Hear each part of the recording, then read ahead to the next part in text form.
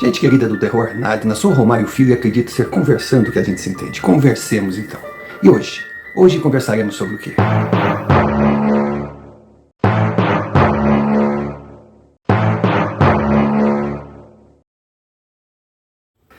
Senhor Romário, muito bom estar aqui no seu canal. Pensei muito antes de enviar essa experiência que eu vivi e também contar detalhes da minha vida. Porque eu sempre fui meio retraído, mas eu acredito que todo mundo, né, a não ser que seja uma pessoa muito aberta, muito dinâmica, fica preocupada com o enviar os seus segredos, a sua história, para que sejam tornados públicos. Por isso eu aplaudo essa, digamos assim, determinação do canal, pedindo que nomes verdadeiros sejam evitados, lugares, regiões, para evitar identificações, porque com certeza nada a ver. A minha experiência talvez não seja assim a mais impressionante entre as muitas que eu costumo escutar aqui no canal, mas de repente me deu vontade de enviar. Então, se por acaso o senhor decidir que ela mereça ser publicada, eu vou lhe agradecer. Deixa eu falar um pouco agora sobre essa pessoa que vos fala. Então, senhor Romário, eu sou de uma cidade média do estado do Rio de Janeiro. Sou fluminense da Gema. Faço parte de uma família linda. Pai, mãe, 4 irmãos, incluindo eu. Então, meu pai é um comerciante bem sucedido. Ele trabalha com tintas, loja de tintas.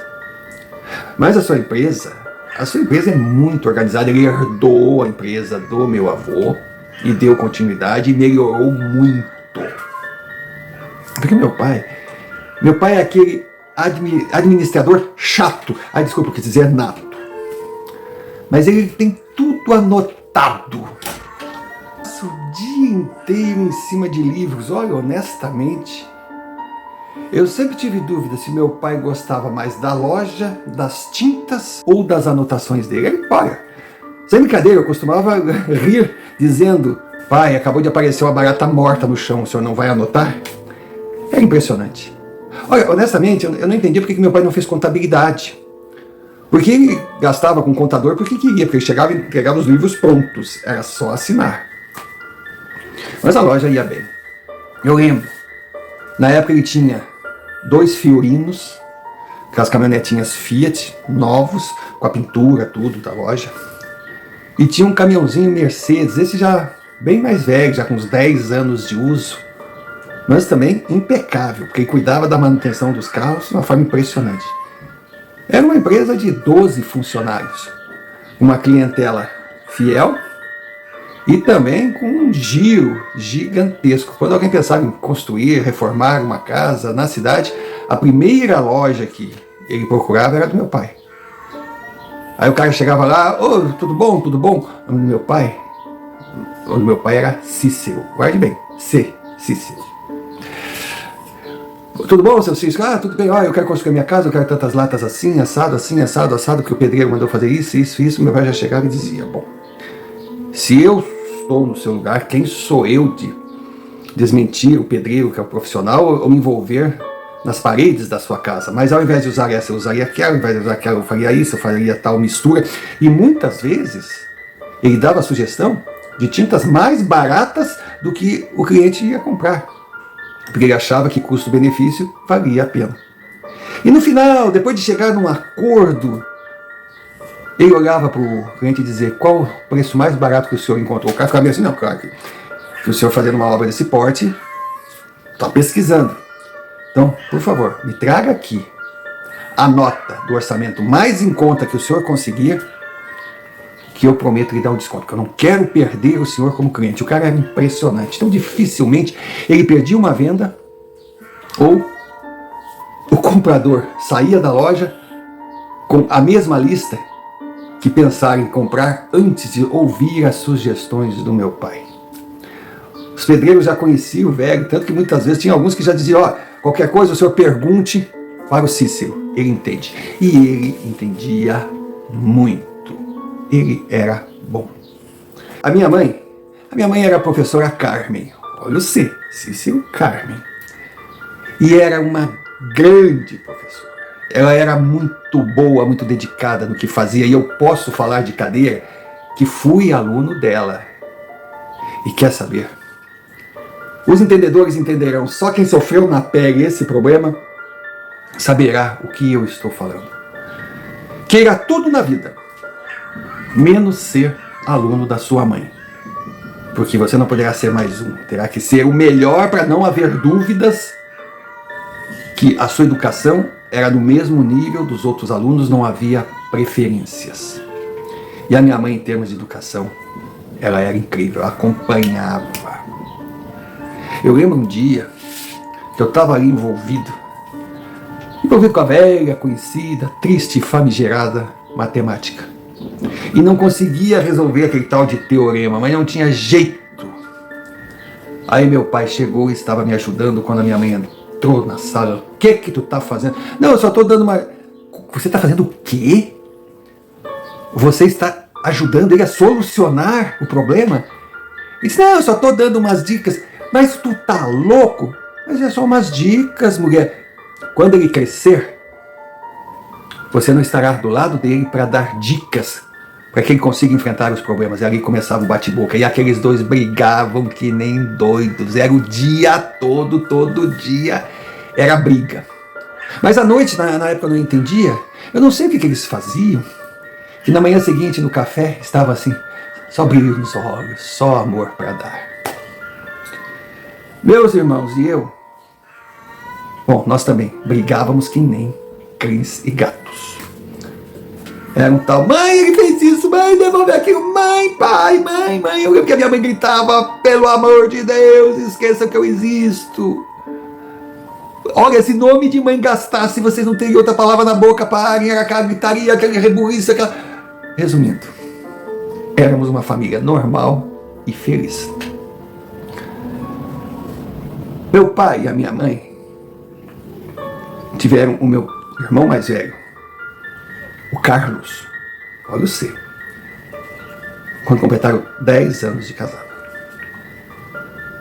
Pois bem, a minha irmã, a Carol, olha o C, veio 2 anos depois.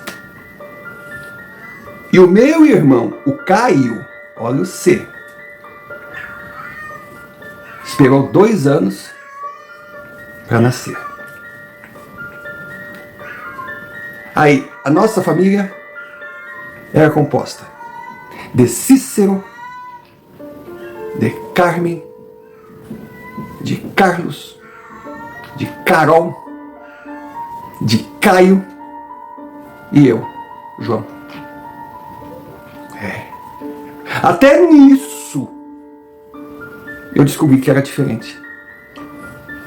Cícero, Carmen, Carol, Caio e João. Aí alguém pode perguntar, mas por que João? Simples. A minha mãe estava grávida, meu avô faleceu, o nome dele era João Paulo, e ela resolveu, para homenageá-lo, colocar no seu nome. Nada contra o meu avô, embora eu não o tenha conhecido. Eu ouço grandes histórias dele, foi um gigante, batalhador. Mas, poxa, caramba, por que ela não botou meu nome assim, de que, digamos, Charles, neto do João? Eu ia preferir. Mas não, eu tinha que ser diferente. Então, o meu irmão esperou 10 anos para nascer. A minha irmã, 2 anos depois, veio ao mundo. Meu outro irmão esperou 2 anos e nasceu. E eu esperei 4. Porra! Era tudo diferente. Então parecia que existia um abismo entre nós. O Carlos era um atleta. O Carlos jogava vôlei, mas jogava muito.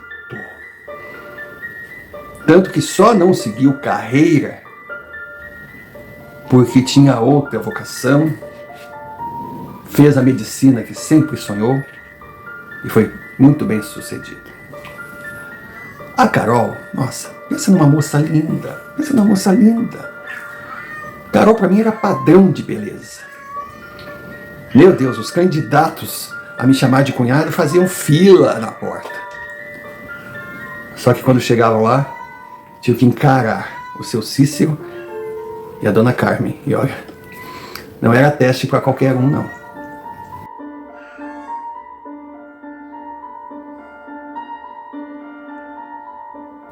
E para não fugir à rotina, mais uma vez interrompo o relato para fazer um pedido de algo que é fundamental para o canal. Se você é Nadina, se você concorda com o que nós pregamos aqui, que o sobrenatural não se resume a apenas terror, na verdade são universos paralelos que nós temos sim que tentar conhecê-los o máximo possível, mas sempre com respeito, sempre com estudo, com cautela, para não invadirmos algo que nós não conhecemos, para que a gente não fique enfrentando forças que com certeza são maiores que nós.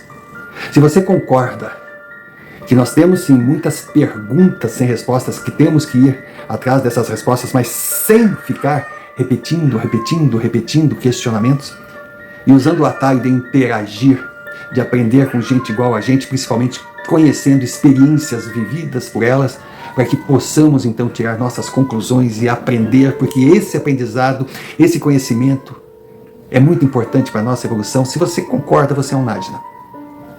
Se você é um Nadina, está aqui porque se identifica com o canal e ainda não se inscreveu, então por favor, se inscreva, deixe o like, clique o sino de notificações para receber mais vídeos por nós produzidos e não esqueça de comentar. Pode ser apenas um oi, mas como eu costumo dizer, a gente prefere que você participe, que opine, que critique, que elogie, que diga de onde está falando para a gente tentar descobrir a distância que os nossos vídeos alcançam. Nós precisamos de você, porque ao se inscrever, ao comentar, ao deixar o like, você estará registrando sua presença no canal, mostrando ao YouTube que o conteúdo é interessante, atrai cada vez mais pessoas e que merece uma chance de continuar crescendo. Porque esse ano 2025 para nós será fundamental. Ou a gente cresce ou a gente desiste. Porque quem para acaba sendo atropelado. E se achar que a gente merece, envie-nos um Pix, qualquer valor, porque dinheiro é importante na nossa caminhada e realmente irá ajudar muito. E se tiver alguma experiência vivida, ou por você, ou por amigos, familiares, ou alguma história conhecida na sua região, então envie-nos esses relatos via e-mail que está aqui embaixo, pois eles, sem dúvida alguma, são o combustível que move a engrenagem. Dado o recado, continuemos o relato. O Caio já era mais surfista, o Caio já levava a vida na boa, o Caio não tinha aquela ambição de fazer uma faculdade. O Caio era sossegado com relação a namoradas, diferente do meu irmão mais velho, Carlos Velho de Guerra, que era assim de mulher atrás dele. Então alguém pensa, então o Caio seria a ovelha negra? Não. O Caio tinha assim a medida de seguir o negócio da família quando meu pai quisesse parar. Porque ou estava surfando, ou estava na praia, ou ele estava correndo, ou ele estava trabalhando. E ele trabalhava muito na loja. Só não pedissem que ele ficasse estudando. A minha mãe tinha uma mágoa com isso, mas então pelo menos tu vai fazer o fundamental. Ele, tá mãe, eu chego lá. Já eu parecia assim o patinho feio. Eu não andava em grupo, eu não andava na minha família, era a minha família aqui e eu no canto. Eu sempre fui muito quieto, muito retraído. E quando eu falo patinho feio, é porque eu me considerava feio. O mais feio da família. Eu me olhava no espelho e dizia, tu nunca vai ter mulher, cara. Que mulher vai querer um bichinho da goiaba que nem tu? Foi uma característica da minha família, éramos todos altos. Só que eu era magrelo, eu me achava desengonçado. Porra, eu via o meu irmão mais velho, eu via o Caio, os caras tinham um porte. Só que na minha cabeça, na época, eu não atinava. O Carlos tinha aquele porte porque ele treinava muito, ele jogava vôlei. O Caio, na praia, surfista, treina muito. E eu era um... Então eu achava que aquela coisa assim de ser magro, esquelético, comprido, sem graça, sons, Era algo natural. Eu nunca atinava assim de ter que treinar, fazer exercício primeiro, eu não gostava. Mas eu estudava legal. E eu era quieto. Mas olha, quando eu falo quieto, não é o que você pensou quieto, não. Eu tinha que aprender a falar muito mais para me tornar quieto. Olha, eu era quieto ao cubo negativo. Quem conseguisse tirar de mim meia dúzia de palavras é porque eu estava num dia muito bom, eu gostava demais da pessoa, me sentia muita vontade. E diferente dos meus irmãos, eu não era geração saúde, gostava de sol, cuidava da alimentação. Caio, devido ao estilo de vida, surfista. Carlos, por ser um atleta, por jogar vôlei e um futuro médico, então ele tinha essa coisa de saúde. A Carol, lógico, a vaidade feminina pura, aquele corpo perfeito. Então eu ia ali, no vai da valsa. Engraçado, né, Sr. Romário? Depois, com o tempo, a gente vai crescendo, vai ouvindo os comentários e percebe como sofre à toa. Porque eu sempre fui eleito, mesmo sem saber, como o mais bonito da família. E no fundo eu era. Claro que quando a minha mãe dizia que eu era bonito, eu não acreditava, achava que estava me bajulando. Quando meu pai dizia que eu era um cara que tinha presença, eu achava que ele estava querendo me dar força. Eu não me achava. Agora, só tinha um momento de felicidade, de plenitude para mim. Embora possa parecer porque o meu pai adorava tintas e ficar segurando uma caneta, mas eu acredito que não tenha nada a ver, porque eu era feliz quando estava pintando. Mas não parede. Eu sempre desenhei muito bem, eu sempre pintei muito bem, era algo que eu trouxe de berço. E eu adorava. Eu lia sobre desenho, eu procurava revistas de desenho, eu buscava novas técnicas. E a minha mãe, como eu disse, ela acompanhou nossa educação, sempre de perto. E ela antevia e ela sabia o que cada um de nós gostava, que ela poderia até forçar para que a gente procurasse outros caminhos para se aperfeiçoar, para crescer, mas ela incentivava que cada um de nós desenvolvesse aquilo que para ela era claro que era a nossa vocação. Tanto que o Carlos quando ficava em dúvida se ia continuar jogando vôlei ou se seria médico, a minha mãe em nenhum momento disse, vai ser médico e dá mais dinheiro. Muitas vezes o jogador de vôlei, o vôlei estava estourado, o jogador de vôlei ganhava mais do que médico, tinha fama, tinha isso, tinha aquilo, mas minha mãe colocava prós e contras e deixava que a gente escolhesse. No final o Carlos escolheu a medicina, jogou vôlei a vida toda, mas de forma amadora. Carol mesmo naquela fase empolgada de menina, namorado, e vai, sai, coisa, Carol sempre adorou animais. Olha, queria perder a amizade, amar o inimigo, até apanhar de Carol. A Carol era grande, a Carol. Judiasse de um animal. Então, minha mãe não teve dúvidas. A medicina estava no sangue da família. O mais velho, um médico para cuidar de seres humanos. A única filha, a doutora veterinária com vocação. E tão contato, com jeito. A minha mãe incentivava Carol não só de cuidar dos animaizinhos, de dar comida dos animaizinhos, mas dizia, vê se pergunta lá pro fulano qual o melhor remédio para isso, qual o melhor remédio para aquilo, como a gente faz isso, como a gente faz aquilo, por que a ração tal é boa, a ração tal não é. Resultado. A Mana é uma doutora veterinária bem-sucedida e feliz.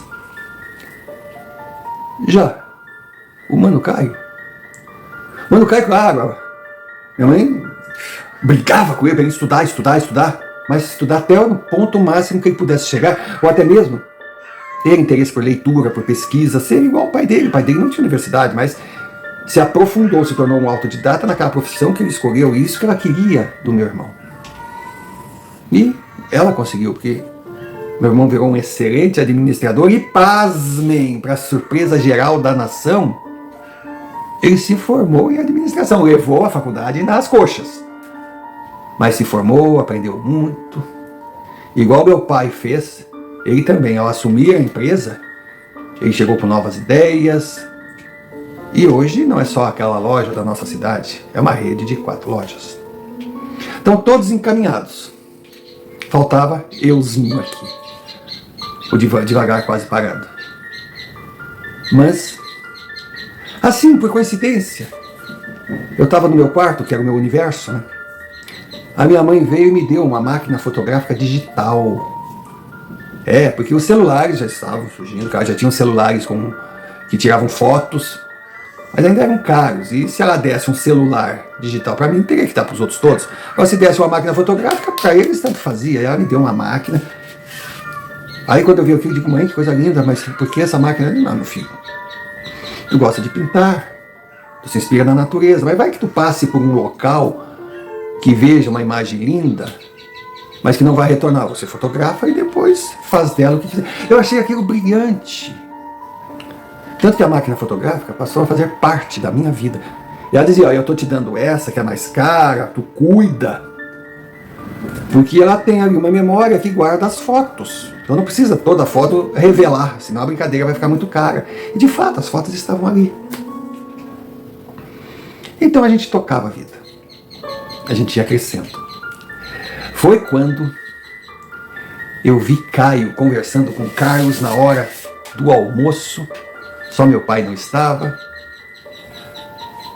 Estávamos ali falando, cara, vocês viram quem é Ana Paula?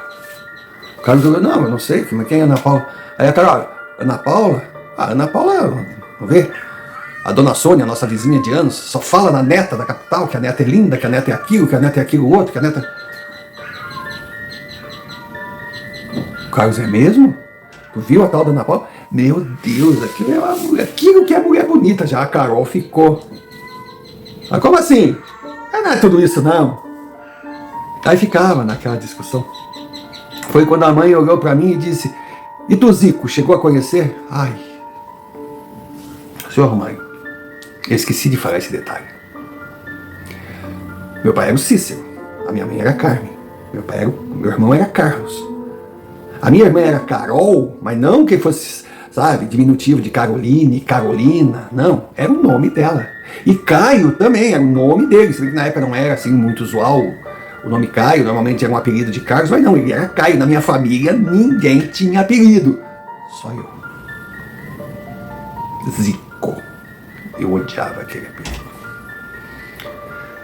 Olha, dentro de casa todos me chamavam de Zico. Na rua, muitos chamavam, mas daí eu aprendi. Aí, Zico, tudo bom? Porque apelido, quanto mais você briga contra, mais ele pega. Então, pelo menos assim, era dividido. Alguns me chamavam de Zico, outros de João Paulo. Agora, por que Zico? Simples. Meu pai era um rubro-negro, assim, doente, chato. E eu que a vida toda fui botafoguense. Imagina. Os outros, minha mãe, futebol, tanto fazia, sabe, era indiferente, desde que ninguém falasse do Vasco. Então não bastasse as razões de brigas, tinha também a vascaína contra o rubro-negro. Minha irmã pouco ligava, mas ficou do lado da minha mãe, vascaína. E o Carlos nunca foi assim muito de futebol. Agora eu, quando criança, que não tinha descoberto ainda o caminho da salvação, da luz, da estrela solitária, que era pequenininho assim, e meu pai perguntava, quem é o melhor jogador de todos os tempos que o Brasil já viu em campo? Eu dizia, o Gico. É o Gico, pai, é o Gico. Eu não me lembro disso, mas disse que meu pai trazia chocolate, trazia isso, então nem vi Zico jogar, pouco sabia. Mas o apelido começou com meu pai. Vem cá, Zico, da minha vida e coisa. E foi. Diz que eu só vivia com a camisa do Flamengo, e comprava aqueles uniformes, e ele tentava tudo. Mas o meu avô era botafoguense. E por ser mais velho, mais experiente, ele soube me levar, né? Porque meu avô paterno, o materno eu já disse, eu não conheci, mas meu avô paterno foi uma perda terrível, eu adorava aquele velho. Meu Deus do céu. Então eu era o Zico. Mas voltando, depois que eu limpei meus ouvidos, meu aparelho auditivo, dei descarga nas orelhas, eu disse Zico. Eu disse, não Não conhecia a menina, mas ela é tão bonita como diz. Nossa senhora, é uma deusa. Aí o Caio, eu acho que eu vou convidá-la para... Vou ver se ela gosta de surfar. Se não gostar, eu faço questão de ensiná-la. E já o Caio, então tá, é guerra? Eu aceito. Eu também tenho convites a fazer. Se é só eu achar que ela é gata mesmo. A minha irmã já olhava e disse, eu não quero nem conhecer. Isso deve ser uma patricinha insuportável, ciúme puro. Porque a minha irmã era mulher, ela tinha que ser a mais bonita da festa. Ponto final. E eu pensava, pô, essa moça, ela tem que ser muito bonita para ser mais bonita que a minha irmã. Mas daí podia ser aqueles, né, olhos tendenciosos, que eu amava a minha irmã. Mas eu sei que eu ia pro colégio, eu voltava, meus irmãos cada um ia seguir a vida, quando eu chegava em casa me enfornava no meu quarto para ver as fotos, para escolher as fotos, que eu passava o dia todo quando eu ia na rua, sabe, era uma árvore, era uma paisagem, era um rosto de gente, era um animal, nossa, minha mãe não podia imaginar, talvez até pudesse, ela era inteligente, o presente que ela me deu. Ai que alguém encostasse na minha máquina e nos meus pincéis. Bom, meu quarto, assim, era só pintura, pintura. Quando eu chegava ali, começava a desenhar, quando eu começava a pintar, eu começava a ler a respeito, meu Deus, eu estava no meu universo. Graças a Deus, minha mãe, muito obrigado por isso. A partir dessa vocação, dessa coisa que nasceu comigo e com seu apoio de desenvolver, porque eu escolhi a minha profissão e graças a Deus eu sou muito bem sucedido. Não vou entrar em mais detalhes, porque embora não seja nenhuma celebridade, eu sou relativamente conhecido hoje em dia. Mas só se ouvia falar na deusa. Nossa, meu irmão estava apaixonado, queria casar. O Carlos era só... Ele achou a levantadora do coração dele. O Caio só pensava no... Sabe como é que é? Surfar. E a Amanda, cada vez mais indiferente. Começava, aí já vamos falar dessa zinha, não aguento mais essa mulher. E o meu pai um dia caiu na besteira de dizer, opa, mas até eu fiquei curioso agora. A minha mãe só não jogou um prato na cabeça dele, porque era uma coleção, ela adorava aquela coleção. Mas também eu acho que ele ficou uns 4, 5 dias dormindo no sofá, como diziam. Aí daí... Teve um final de tarde que aconteceu algo interessante. Eu precisei ir em outra cidade próxima, porque eu estava fazendo uns trabalhos de pesquisa e coisa. Precisava comprar material. Aí eu fui nessa cidade. Aí eu passei naquela cidade assim, por uma praça onde tinha um monumento. Era um monumento assim, tinha um pedestal e tinha um homem, uma pose. Eu nunca tive curiosidade de ler quem era aquele cara, mas eu achei o local assim maravilhoso. Que local maravilhoso. E fotografei tudo, estou ali pegando o ângulo. Nisso chega uma menina do meu lado, assim. Mas linda! Linda demais. Mas quando eu olhei assim, ela estava chegando perto de mim. Ela deu um sorriso, mas aquele sorriso assim, oi. Eu digo, oi. Aí ela me olhou assim, eu conheço você de algum lugar. Eu disse, é impossível. Vai me desculpar, mas eu não lembro de você, uma mulher bonita como você, né? Claro que eu não ia esquecer. Você me acha bonita? Mas claro, como é que eu não vou achar você bonita? Obrigado. Mas você não me é estranho. Foi quando me veio, eu digo, só o que faltava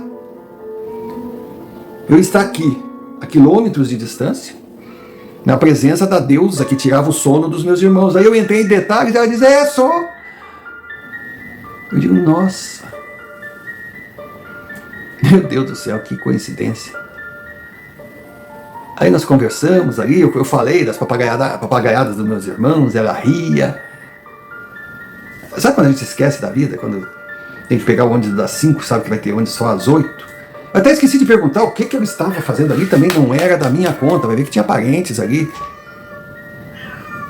E claro, ela devia me ver passando na cidade, lá na vizinhança. Eu, como andava no mundo da lua, nunca prestei atenção, por isso que ela me conheceu. Mas nós ficamos ali conversando. Seu Romário. Aí eu levantava, olhava aquela estátua, eu fazia as medidas, eu fazia os rabiscos. Ela disse: "Sabe que interessante esse teu trabalho?" Eu digo: "Eu gosto de pintar, eu gosto de desenhar. Nossa, como eu gostaria de ter esse dom." Eu digo: "Não, tudo bem." Mas às vezes ela chegava perto de mim assim, eu peguei a minha pasta, que eu andava com uma pasta com umas gravuras minhas, mostrei. Quando ela tocou na minha mão, aí eu cheguei a me arrepiar, ela olhou um pouco assim: "Nossa, mas é lindo, você é um artista." Aí ela chegou perto de mim: "Senhor Romário." Quando ela aproximou o corpo em mim, assim, que eu senti o perfume dela, que eu senti o calor do corpo dela, eu senti uma coisa assim que nunca tinha sentido na minha vida. Ela chegou assim, me deu um beijo, bem tipo selim. Claro, já tinha estado com outras garotas e pá, já tinha beijado, mas nada era igual. Aí, aquele beijo, sabe aquele beijo de cinema, quando parece que a gente tá sozinho? Era só nós dois aí. Aí terminado aquele beijo, mas aquele beijo sublime, aquela coisa, sabe? Inacreditável, aquilo era corpo, alma, aquilo era... Eu disse: "Pronto, meus irmãos, se quiserem ficar com essa deusa, vão ter que me matar. Ela é a mulher da minha vida." Eu pensava aquilo assim. Aí depois que tudo terminou, que voltamos ao normal, ela ficou me olhando assim, ela tinha um olho azul, um sorriso. A gente ficou sem saber o que dizer. Aí ela olhou para baixo assim, sabe? Aí deu um sorriso meio encabulado, claro. Imagina a situação de um homem lá no andar de baixo diante daquilo, né? Aí toda encabulada, aí eu pedi desculpa. Não peça desculpa jamais, isso é normal. Aí ela disse: "Bom, mas tá ficando tarde, né? Eu tenho que ir embora." Eu disse: "Eu também preciso ir embora, eu perdi o ônibus." Meu Deus do céu. Mas antes dela sair, passou um casal, a praça aí tá movimentada, o pessoal ia correr, ia caminhar, coisa. Foi um lugar bem legal. Aí eu dei a minha máquina pro rapaz que estava passando ali. Aí eu fiquei na frente do monumento. Aí abracei, pensei em ficar do lado dela. Ela veio e botou assim, sabe, quando abraça o pescoço assim, juntou o rosto com o rosto, sorrimos, tivemos a foto. Voltei. Ainda perguntei: "Poxa, a gente mora tão perto um do outro e vamos nos encontrar aqui, pelo amor de Deus, vê se não some." Não tem problema, a gente se encontra."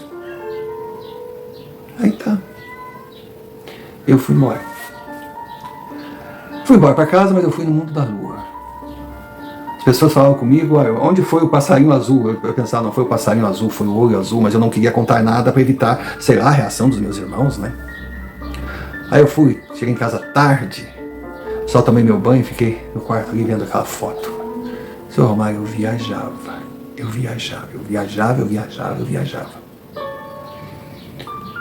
Aí no outro dia normal, passei cumprindo minhas obrigações, sabe, escola, desenho, fotos.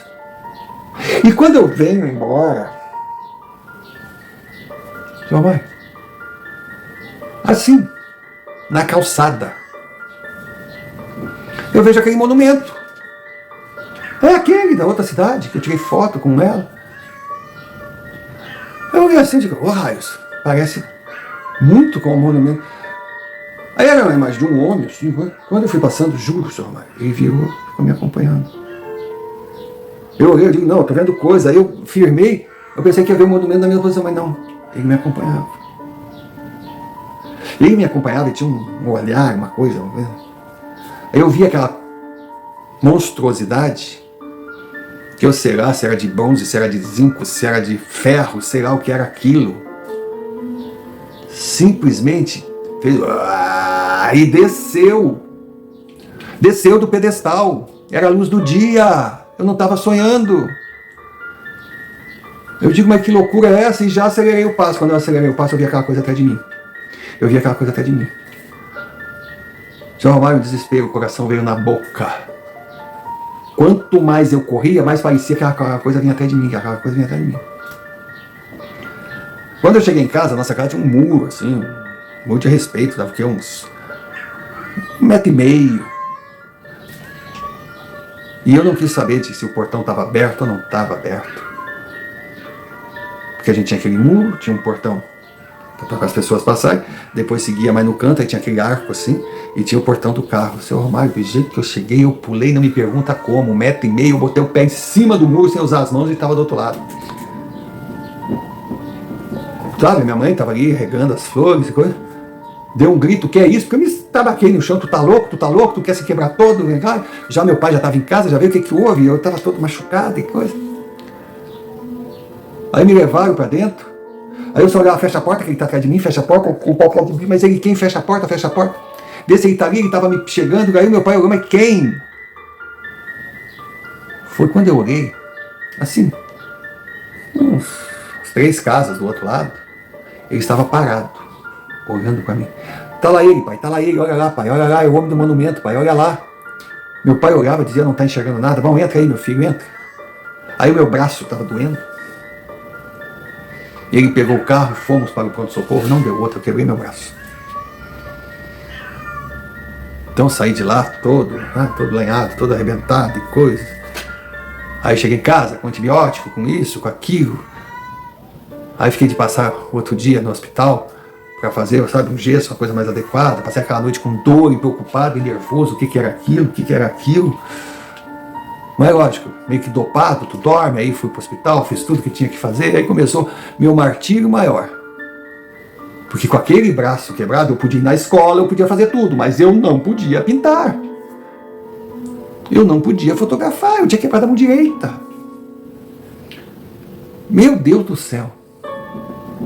Eu sei que aquela semana passou, aí a família toda reunida, meu pai e minha mãe, então, filho, agora nos explica o que foi aquilo, tu tá bem? O que houve? Pode contar. Eu disse, pai, eu juro.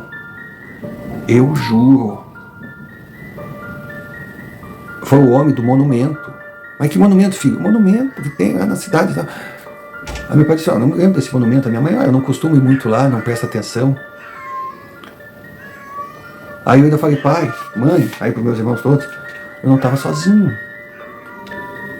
Aí eu falei, não estava sozinho, mas estava com quem? Tu foi lá para resolver teus problemas, ver tuas gravuras, mas tu estava com quem? Eu não queria falar, mas eu estava com a vizinha. Vizinha desse cara, que vizinha? Digo, a Deus, para com isso. E pai, ela pode testemunhar. Nós estávamos lá. Mas ela, mas pode testemunhar o quê? O monumento atrás de ti? Não, é que eu não estou inventando coisas, existe esse monumento sim. Eu tenho até uma foto aqui, fui, puxei. Vi a foto. Senhor Romário, na foto, eu estava sozinho, com uma posição até meio esquisita assim, ó. Claro, porque ela me abraçou e coisa assim. E só tinha um pedestal. Eu disse, isso aqui não é possível, isso é alguma brincadeira. Aí a minha irmã perdeu a paciência, quer saber? Mesmo não gostando dessazinha, eu vou lá, vou trazer ela pelos cabelos, ela vai ter que me explicar o que aconteceu. Aí ela foi e trouxe a nossa vizinha. A menina era linda, mas não tinha nada a ver com aquela que eu encontrei diante daquele monumento, que passei um final de tarde incrível e tirei uma foto que para mim seria a lembrança de uma vida e se tornou a prova de uma situação que eu não conseguia explicar. Aí eu não deixei barato, não, eu vou lá, tu tá com esse braço, filho, que é louco, eu vou lá e meu pai faz o seguinte, Carlos, amanhã tu cuida da loja, eu vou com ele lá, vamos ver o que aconteceu. Aí chegamos lá, eu olhei, era só um pedestal velho, não tinha estátua, não tinha homem nenhum. E a única coisa que eu sinto é de não ter encontrado o casal que tirou a foto, para que eles pudessem dizer o que realmente aconteceu naquela tarde. Uma tarde que, digamos assim, não foi das mais normais. Foi a tarde que eu conheci o grande amor da minha vida, que eu vivi o momento mais sublime da minha existência na Terra, e que eu tirei uma foto que eu gostaria de pintar de todas as formas, mas não tinha ali na minha frente a imagem. Foi quando a minha mãe disse, mas tu é um artista? Então, por favor, use do seu talento e faça, reconstrua esse retrato com a sua memória, sem precisar de uma máquina fotográfica. E, seu Romário, assim eu fiz. E foi mais fácil do que eu esperava. Eu vi aquele papel branco, parecia que eu estava enxergando ali, sabe que tinha um rascunho embaixo, que é só passar assim. Eu fiz aquele quadro em 2 dias. Aí mostrei. Aí a minha mãe pegou, fotografou com a minha máquina e disse: eu vou fazer uma pesquisa. Pois bem, a pesquisa da minha mãe fez com que ela descobrisse de quem era aquele monumento em homenagem a quem. Só que a cidade que se encontrava aquele monumento, ela ficava em Pernambuco. Eu disse: como é que pode? Ela me mostrou a foto, coisa do meu redor. Era: como é que pode? Aí eu disse: mãe, que foto é essa que a senhora está me mostrando? Ah, essa foto é que eu pedi para a prefeitura lá de Pernambuco. Tem umas professoras, minhas amigas, aquela coisa toda. Elas me enviaram essas fotos pelo correio. Aí uma das fotos, tinha 4, 5, com aquela estátua em várias posições. Uma das fotos, seu Romário, tinha uma escola, umas meninas de escola, ali na frente. Não sei se elas estavam, eu não sei, eu não conheço o lugar. De repente a estátua ficasse na frente da escola, ou elas estavam passando ali, ou elas eram de fora, estavam fazendo um passeio, coisa, não sei.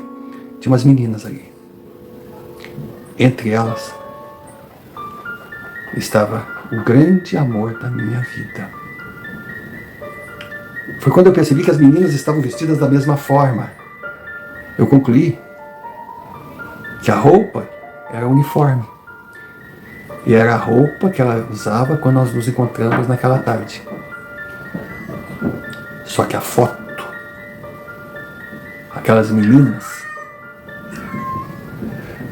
Bom, senhor Romário, aquela foto tinha sido tirada há mais de 30 anos. Então o senhor deve estar se perguntando como deve ter ficado Ana Paula, né? A vizinha Ana Paula, a verdadeira.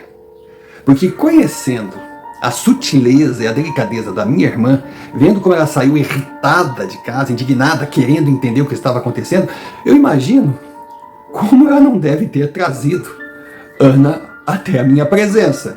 Bom, a primeira cena que veio na minha cabeça era aqueles trogloditas da época da Idade das Pedras puxando a mulher pelo cabelo, arrastando com aquele baita taco de beisebol jogado com bola de boliche na mão. Mas o que aconteceu quando ela chegou foi assim algo inesperado. Porque Carol já entrou dizendo, falando, não sei o que elas iam falando antes, eu estava meio atordoado com aquilo tudo. Aí quando Ana ficou na minha frente, eu olhei para ela e digo: nossa, ela é totalmente diferente da mulher que esteve comigo naquela praça, naquele monumento e nessa foto que não existe mais. Mas ela é igualmente maravilhosa, linda demais. Os meus irmãos tinham razão. Aí ela olhou na minha cara, aquele engraçado, aquele olhar.